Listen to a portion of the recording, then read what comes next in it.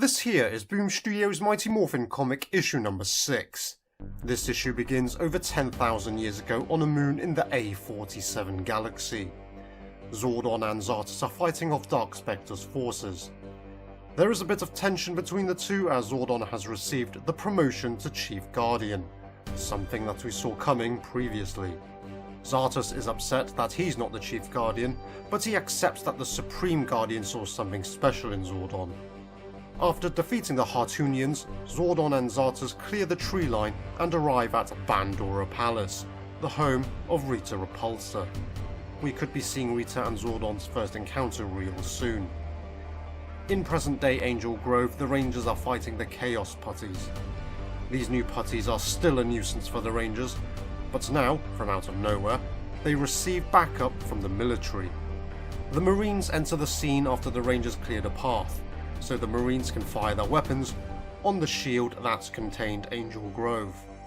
However, the military's effort fails, and the shield remains intact. More putties arrive on the scene and attack the Marines. After the Rangers save them from trouble, the Marines fall back and the Rangers teleport back to the command center.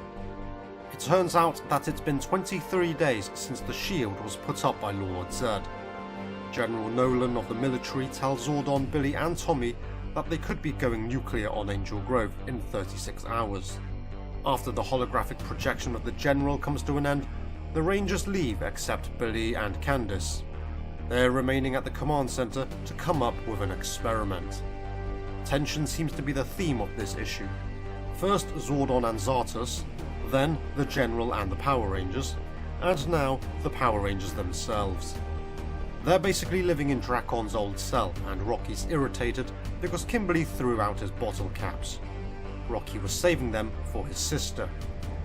Tommy tries to calm things down, but Aisha shows her frustration as she tells Tommy that they don't even know what's happening in Angel Grove right now.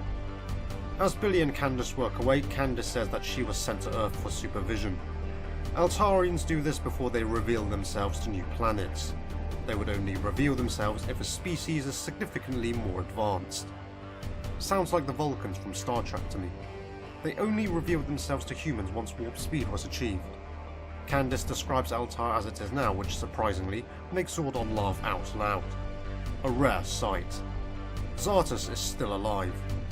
Eltar's technology has advanced a lot in 10,000 years. As Candace begins to explain why Zartus sent her there, Alpha cuts her off because he's detected a broadcast from within the shield. Back to the theme of tension now, as Tommy is jealous of Nat. But I'm focused on something else. Since when was the command center located in the lush countryside? In the show and in all the previous issues, the command center was hidden on a mountain in the rocky desert terrain. Now it's like it's situated among greenery. Not very good with continuity here. The broadcast that Alpha picked up was from Grace Sterling. She says she's found a way for the Rangers to sneak inside. Zordon warns the Rangers to be careful as they're about to attempt to crack the shield. Once the Rangers are on the scene, the Chaos Putties head straight for them. And because these putties are stronger than the usual putties, they need help. Fortunately, they have Candace there, and she powers up as a Guardian of Eltar, wearing armor much like Zordon's old armor. So Candace is a true warrior and not simply some spy for Eltar. Tommy wants to retreat, but Rocky and Adam convince Tommy not to flee. They believe Grace will come through for them. And then there's an energy variance in the shield. The Rangers spot it and head straight in. Acting like a portal, the Rangers, including Candace, end up inside Angel Grove, which looks surprisingly peaceful. The downtown area is intact. The Rangers sort of lose contact with the command center as the communicators go fuzzy. Just as Adam says something's very wrong, someone asks if it's finally very right. The Rangers then see Goldar and the Green Ranger approach them, telling them to surrender in the name of Lord Zedd. Seriously? Are Boom Studios out of ideas now? I thought a new Green Ranger was the perfect opportunity to have a new hero added to the team. But now we're going back to the beginning and the Green Ranger appears evil all over again. Was he brainwashed too like Tommy was?